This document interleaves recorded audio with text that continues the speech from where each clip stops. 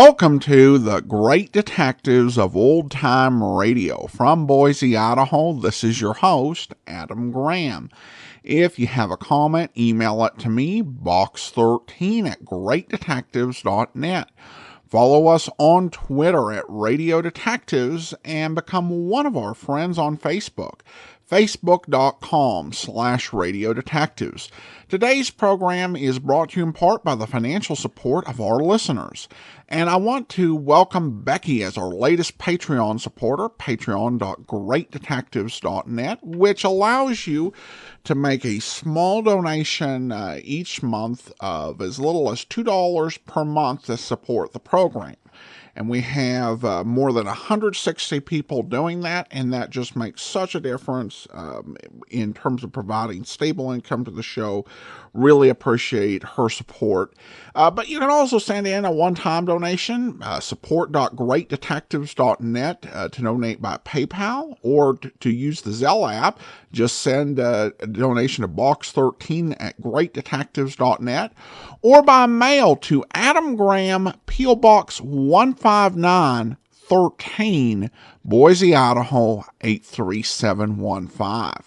Well, now it's time for today's episode of Rocky Jordan. The original air date, November the 13th, 1949. And this one is The Strange Death of Van Dorn. Buy wisely. Buy for flavor. Buy Del Monte. Del Monte, the brand you trust for flavor in so many good foods. Time now for Rocky Jordan, brought to you by Del Monte Foods, the brand preferred by more women than any other line of canned fruits and vegetables in the world.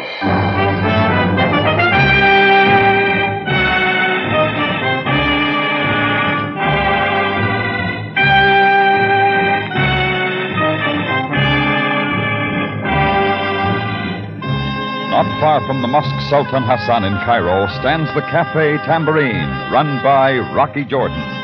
The Café Tambourine, crowded with forgotten men, alive with the babble of many languages. For this is Cairo, where modern adventure and intrigue unfold against the backdrop of antiquity.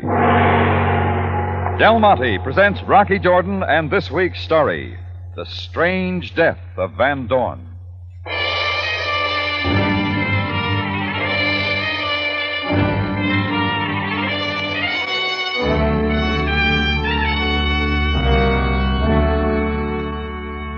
We'd handled a big crowd at the Tambourine the night before. All I wanted that morning was peace and quiet.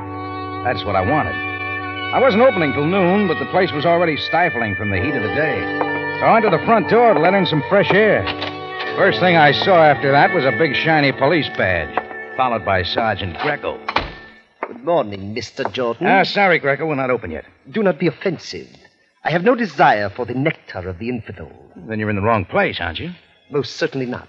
You will please accompany me now. Some other time, Greco. I'm busy. Mr. Jordan, it will interest you to know that I act under orders of the Captain Sabaya, who awaits you outside. He does, huh? Oh, yeah. Now, Mr. Jordan, shall we go? As long as Sam's asking. A most pleasant day, Jordan. Oh, why'd you trade your limousine in for a Jeep, Sam? The nature of the journey demands it. You will drive, Greco. Your command, Captain. What's it about, Sam?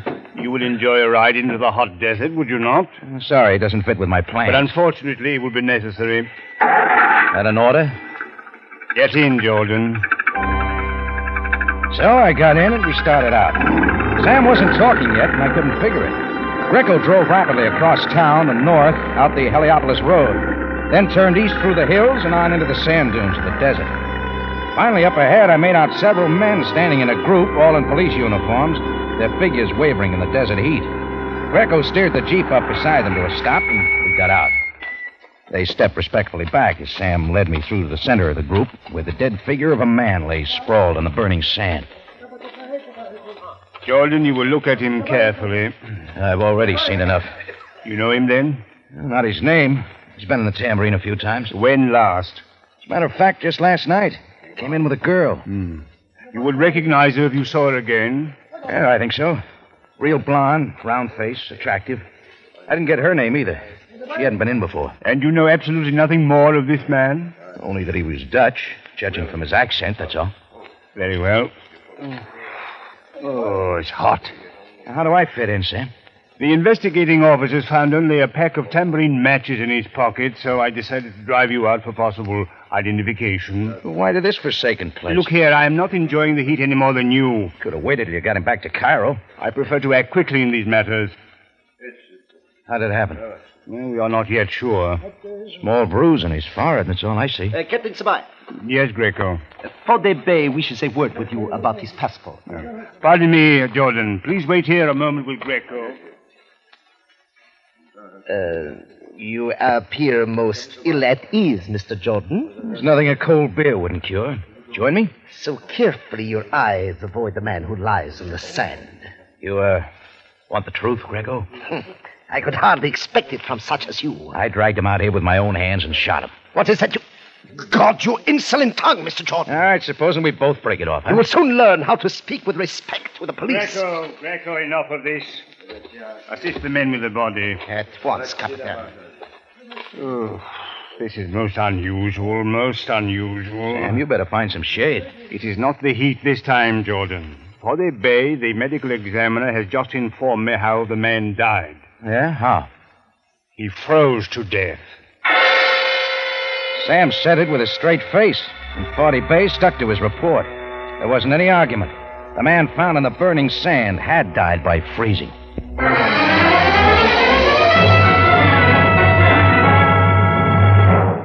Well, our trip back into Cairo was as silent as when we'd come. They dropped me off at the tambourine without saying a word. I sat down at my desk for a while trying to figure it out, but it didn't get me anywhere. Besides, I had a business appointment across town, so I headed through the office for my car parked in the alley. I just got out the door. No, Mr. Jordan. No, don't move. Don't move at all. There was a little American guy with horn-rimmed glasses and hair parted in the middle. He stood on one foot and then the other, and he waved a black gun. Have a care, I tell you, Mr. Jordan. I have a pistol. Yes, I'm looking at it. And it might very well go off right in your face. Yes, right in your face. Look, why not try settling down? Mr. Jordan, the Cairo police picked you up in front of your cafe this morning. Oh, did they? They then took you into the desert. Now, I want you to tell me exactly what they found there. A lot of sand. Stop it, Mr. Jordan.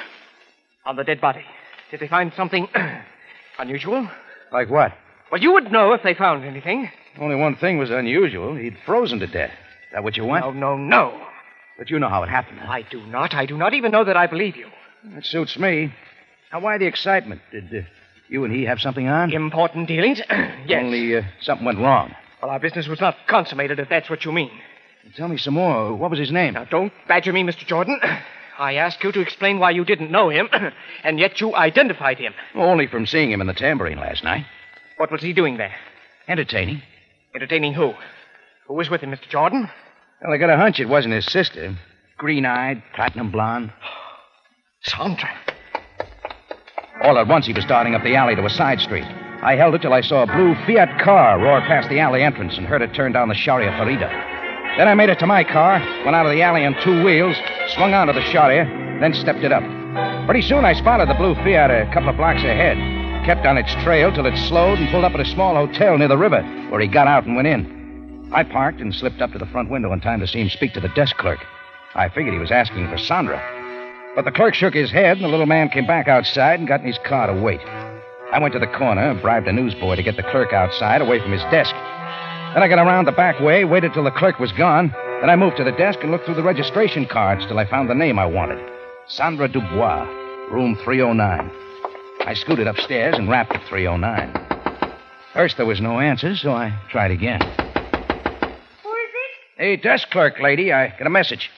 Wait. Oh, no, you're not the clerk. Oh, but you've seen me before. Oh, how did you get up here?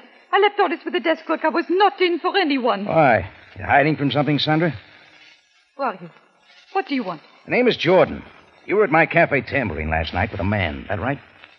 Maybe I was. And maybe I was not. Sure. You're not the type of guy who forgets. If that is meant as a compliment, you are wasting your time. Can you not see I am packing as quickly as possible? I will get out of Egypt. Is not that what you want? Not me, lady. Did somebody else say that? He was here only an hour ago with his threats. Do not pretend you do not know. Who? The little fellow sitting out there in the Fiat? What? No. He was heavy with a completely bald head. Did you get his name? Arnold Krieg. He gave me enough money to get out, and I'm taking his advice right now. Why does Krieg want you out of Egypt? Why should I tell you? Because I don't like getting threats any more than you do. Now, look, maybe we can help each other, Sandra. At least you're not holding a gun. No, I don't carry one. Who is the fellow out there in the Fiat? His name is Hagen. Milt Hagen. Did he have a deal on with the man you went to the tambourine with last night? Yes, I do not know what it was. He did not tell me. Well, let's have his name. Van Dorn, it was only a date. Oh, sure. After you two left the tambourine last night, where'd you go? He brought me back to the hotel, and then he left. Did you see him after that? I watched him from the window there, walking down the street, and then a truck pulled up alongside of him. Go on. 2 men jumped out, grabbed him, and dumped him into the truck. That is the last time I saw him. You saw way too much. Who were the men who picked him up? I recognized only one of them, the bald-headed man, Arnold Krieg. Did he have business with Van Dorn, too? I think he was trying, but Van Dorn would have nothing to do with him. But believe me, I do not know what it is about at all. Sandra, do you know what happened to Van Dorn? No, Mr. Jordan. Do you? The police found him out in the desert this morning. Dead. Oh, no. Oh, ma foi, but how... He'd frozen to death. Oh, but that is not possible. Yeah, happens to be true. Now, listen, Sandra. If you know anything else, you'd better tell me. Oh, but that is all I know. I saw Krieg dump him into a truck. A yellow truck with a red triangle on the side. That is everything. Come on, Sandra. We're going to tell this to the police. Oh, no, I'm not getting out of town right now. Before something happens to me. No, you're not. You're coming with me to Captain Sabaya. Please, Mr. Jordan, let me go. You are taking her no place. Krieg! We hadn't seen him come in the open door, and he was standing right behind us. It was the man who had threatened Sandra earlier. He was built like a wrestler, and there wasn't a hair on his head. The girl will do only what I've told her to do. I was going to. Please, you can see. I was packing. I see everything quite clearly. Mr. Jordan takes untimely interest, but he alters nothing. It must have been quite a deal you had with Van Dorn. Enough to kill him. A very big deal, Mr. Jordan, and I don't want it upset by anyone. That's why the gun, huh? No. I am a generous man. I give everyone a break, but only once. So what's your plan? There's a chartered plane warmed up and waiting for this girl. Fortunately, there is space for another passenger. You, Jordan. Now, let me get this straight. You quite understand me. I am having you both flown out of Egypt.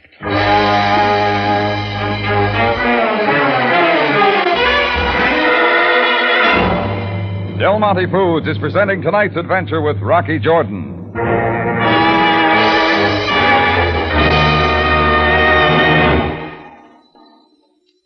Fresh tasting, natural tasting, and refreshing. Fresh tasting, natural tasting, and refreshing. There, in just 6 words, is the whole story of Del Monte tomato juice. Fresh tasting, natural tasting, and refreshing. That is just what tomato juice should be.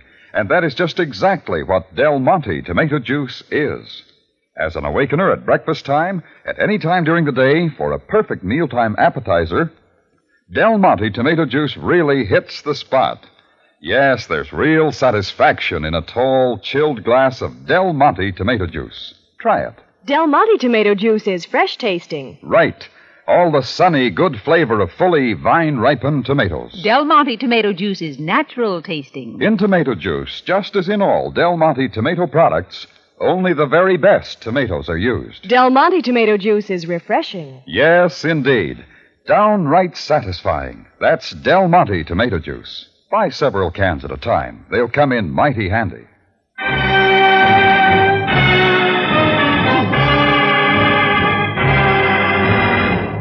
And now we take you back to Cairo and tonight's Rocky Jordan story, The Strange Death of Van Dorn.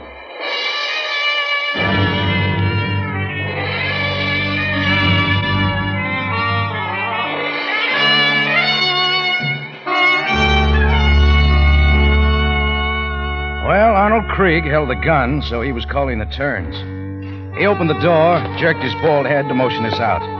Sandra clung to my arm as we walked ahead, down the rear hotel stairs, and out the back to where a 1938 Mercedes-Benz with oversized bumpers stood waiting. Native driver sat at the wheel. We got him back, the three of us. The car jerked to a start, swung across the Bulak Bridge, then south. Ahead, we knew a plane awaited us. Destination, someplace outside of Egypt. I still had a lot to learn. Oh, it's sure been a hot day. Talk of the weather in desert country is poor conversation. Didn't you know that, Jordan? Yeah. Only I'm wondering something. That also is wasted effort. You and your driver had a cute way of killing Van Dorn. Death is conclusive. The manner is not important. But freezing him to death, that took some arranging. Confine your thoughts to the view, Jordan. It is your farewell to Cairo. Please, sir, Creek Bay. Yes, Gaban, what is it? In the rearview mirror, I see an automobile that follows. Are you sure? Which one? The small blue automobile. It is most persistent. The blue Fiat. He's following all right. It is Hagen again. He was waiting outside my hotel. Face to the front, both of you. You know him, Krieg? He came at me with a lot of excited questions after they found Van Dorn in the desert. Where does he fit? Have you quite ceased with your babbling? About the blue automobile, sir. First, we'll make sure. Gaban, turn right at the next corner. I do as you say, master. The blue automobile also turns. We'll put a stop to that. Faster now. Faster. Still he comes. Good. Now this next corner now.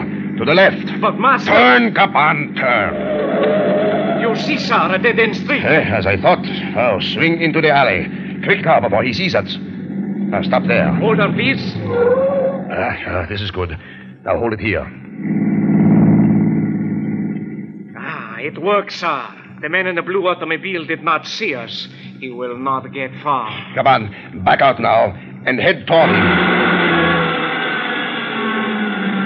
He has stopped, master. At the blank wall, he has stopped. So much now for our Hagen.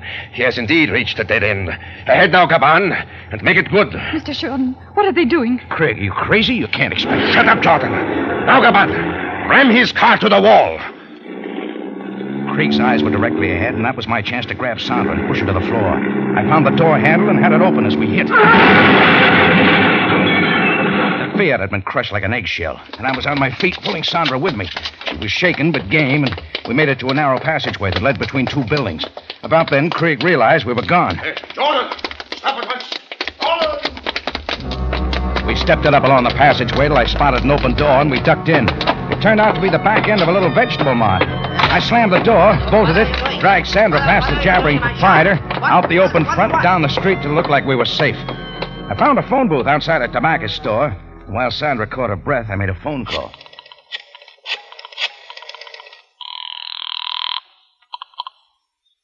Captain Sabaya speaking. Hello, Sam. It's Rocky. Jordan, I was about to call you. Now, give up the idea and get over to the Sharia Idfu, just off El Mar. There's a smashed-up Fiat. And why should a street accident interest me? Not an accident, Sam. Murder. Continue, Jordan. You'll find him in the smashed car. An American named Milt Hagen. He was deliberately run down. By whom? Guy with an egghead named Arnold Krieg. He had plenty of interest in Van Dorn, too. So, Jordan, you know the name of the man found in the desert. Yeah, I found out. Now, get this, Sam. Krieg's the one that killed Van Dorn. There was a deal on. Van Dorn had something to sell, and Krieg was trying to hone in. What was it, Sam? Why kill two men for it? I can only tell you who Van Dorn was, Jordan. Yeah? He was a criminal wanted by the British. A confidence man, smuggler, counterfeiter. Dutch, yes, from South Africa. But tell me, how do you know that Krieg killed Van Dorn? Because I have the girl who was with Van Dorn last night. She saw Krieg and a helper dump Van Dorn into a truck and take him away. Jordan, I think you had better come to headquarters now and complete your report. Sit tight, Sam. We'll be right there. All right, let's go, Sandra. No, Mr. Jordan. You must let me go now. Nothing doing. Sam's waiting for us. You only want to turn me over to the police. It's for your own good. They want to clear it up for you. Please. I only want to get away before that terrible man finds me again. And just where do you think you'll go? To the plane. Away from Egypt, any place. Try thinking straight, Sandra. You actually suppose that plane's waiting for you now? That is what Krieg said. That is all he wanted. You still don't know the man we're up against, do you? You saw what he did to Hagen. Of course I saw. Remember what he told us? He gives everybody just one chance. Our chance is just played out, unless we get to the police quick. How How do you know we will ever get there? Well, we've got to take that chance. Now, listen, Sandra, supposing you did get out of Egypt. Krieg wouldn't let it go at that, not after what we know. You'd never get back here, and you'd never be safe. Rocky, do not let that man find me again. All right, Sandra. We got to learn why he killed Van Dorn, and see to it that he never kills anybody again. Sandra finally saw it my way. I flagged down a taxi that took us to my car, still parked near Sandra's hotel. Then we started for headquarters. It was well after sundown by now. It seemed like a long time since I'd looked down at Van Dorn's body in the desert that morning and found out how he died. We were spinning along one of the residential streets when suddenly my foot hit the brake pedal. Why are you stopping? Sandra, look at that card there in the window of that house. Does it mean anything to you? Why, the red triangle. It is just like the sign I saw on Krieg's truck. You know what the card is? An ice card. Then it was an ice truck. Of course. Why didn't I think of that before? Well, Sam's going to have to wait. We're paying a visit to the Delta Ice Company. I made a U-turn, bumped the opposite curb, and headed back the other way. And not 10 minutes later, we'd found the Delta Ice plant and were driving slowly past. By now, Sandra was almost enjoying it. Those trucks lined up along the side, Rocky. Yellow with red triangle signs, including the one parked there at the dock. Yes. Someone is there. 2 men. Yeah, and they're loading something on the truck fast from inside the building. You still with me, Sandra? Yes, Rocky, of course. There's a filling station at the corner. Get down there and call Sabaya. Tell him to get here with some men the quickest way he can. Sandra hurried away, and I went back to watch. I kept close to the building. Somewhere inside, I knew Van Dorn had died the night before. I got as close to the dock as I could, hiding in the shadows. From there, I made out the 2 men busy at work. The guy with the bald head, Arnold Krieg, and his helper. Step on it, Gaban. Keep moving. Only a few more blocks of ice, Krieg. There's no time left. We're getting out of here. They were bringing blocks of ice from the building and loading them into the metal-covered truck. I figured they were trying to get away. Well, when you're in a big hurry to skip town, you don't load yourself down with 1,500 pounds of that stuff unless it's real important. So I knew those cakes of ice held the answer. They both went back inside the building. I moved in closer. In a few seconds, they were back, each dragging at a big cake of ice. Don't lag, Gaban. They are the last. This block of ice, Master. Careful with it. It is heavier than the others, eh? Much heavier, yes, but only we know that. Yeah, hurry now. I held it till they both got well into the truck to complete the load. Then I was silently moving up onto the dock to the back of the truck. I had one side of the metal door and swung it shut. And before they could move, the other one. The bar dropped in place, and they were both locked inside. Gaban, open those doors. It was not I, Master, but someone outside. Who is there? Who is out there? What's the difference, Krieg? You're all through. Jordan, I warn you. Let me out of here. Yeah, any good reason why I should? Jordan, let me out of here. Not till the police get here with some hot toddies. Jordan, you haven't called the police. Keep your ear tuned. You'll hear the sirens any minute. Jordan, there isn't much time. We can make a deal. I'll give you a fourth. I'll give you half. Half of what? The diamonds. They're frozen in the ice. Diamonds, of course. No one will ever see them in the ice. No one will ever know. How about it, Jordan? No. Huh? What did you say? Come closer. I can't hear you. You heard me. I said nothing doing. Closer. We can talk. Closer, Jordan. You missed. But don't give up.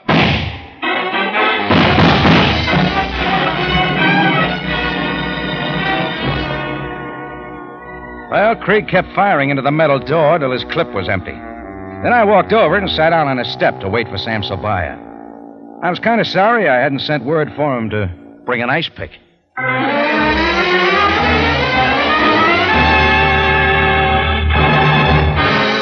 In just a moment, Rocky Jordan returns to conclude tonight's story.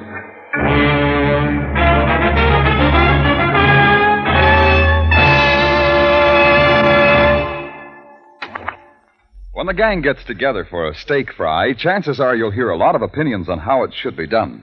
But when it comes to catsup, they'll all agree. I want a catsup with plenty of zip. Real snappy tomato flavor. And that's just what you get in Del Monte catsup. Zesty, lively, real tomato flavor at its best. Yes, that wonderful flavor you find only in the best tomatoes, fully ripened on the vine.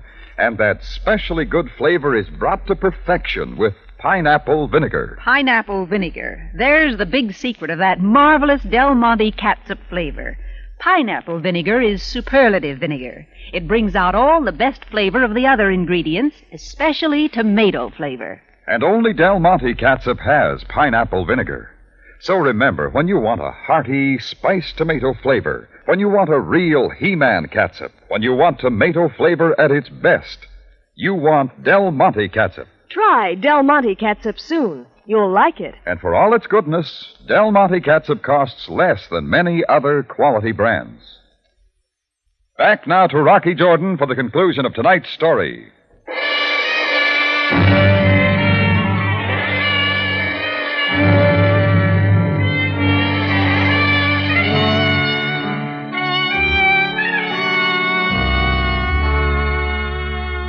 Well, Sandra's phone call brought Sabaya and his men to the ice house in a hurry. We opened the doors of the truck then, and my two captives came out as meek as kittens. We all went down to headquarters, bringing the truck along, still loaded with the ice. Krieg and Gaban were booked on a charge of double murder.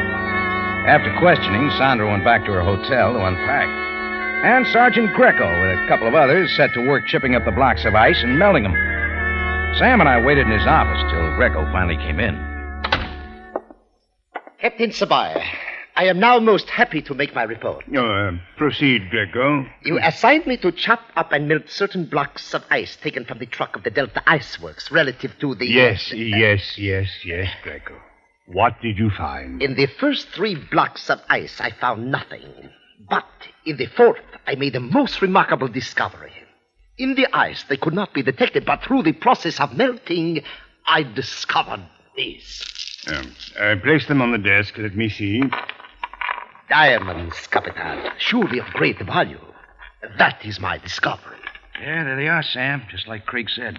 Yes, and all genuine. There is little doubt. I trust then, Capitan, that you are pleased? Just keep chopping the rest of the ice, Greco. You may find some more. Mr. Jordan, it may interest you to know that I take orders only from Captain Sabaya. Yes, and you take them very well, Greco. When you have finished with the ice, please report to me again. Your command, Capitan.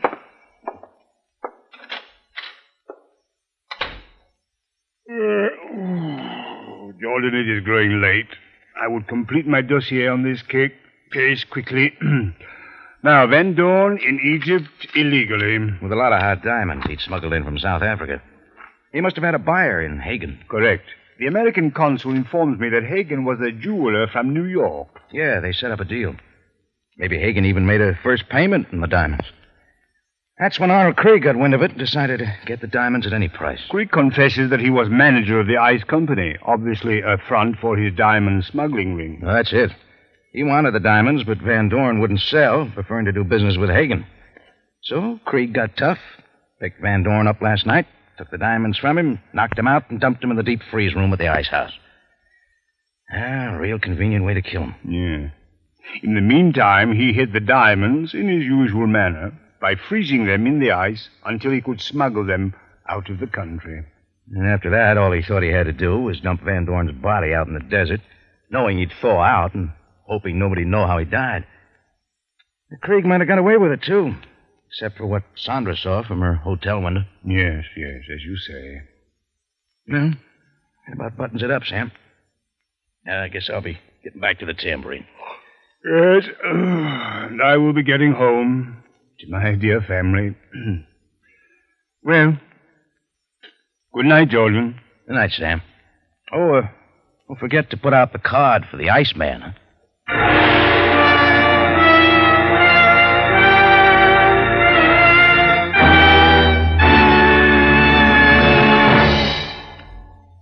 For the finest in tomato flavor, enjoy the whole family of Del Monte tomato products. Del Monte catsup and chili sauce. Del Monte tomato sauce and canned tomatoes. And Del Monte tomato juice. Remember, buy wisely.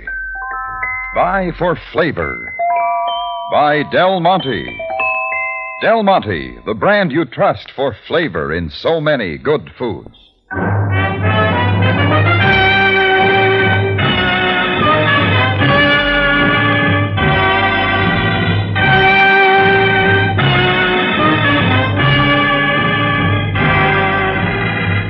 Rocky Jordan, written by Gomer Cool and Larry Roman, stars Jack Moyles in the title role with Jane Avello as Sam Sabaya, and is produced and directed by Cliff Howell, with original music composed and conducted by Richard Arunk. Remember, you have a date next week at the Cafe Tambourine, run by Rocky Jordan. Same time, same station. And the story is The Big Heist.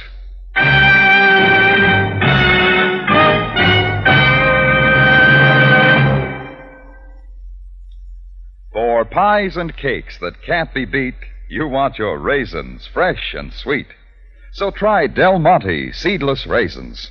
For your holiday Thanksgiving cakes, cookies, and pies, get the freshest, tastiest raisins yet. Del Monte seedless raisins.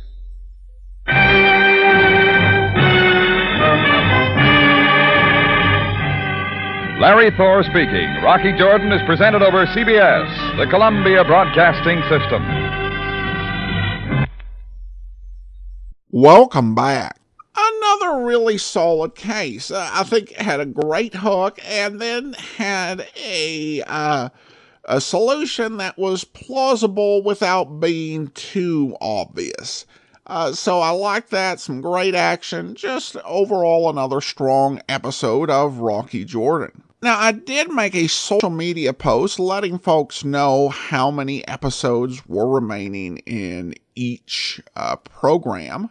And I'll provide an updated version of that. After this week's programs, we will have 4 episodes of Stand By for Crime, 45 episodes each of Rocky Jordan and Boston Blackie, 7 of yours truly Johnny Dollar plus 1 special episode, and 68 of Dragnet. We got a lot of responses on social media.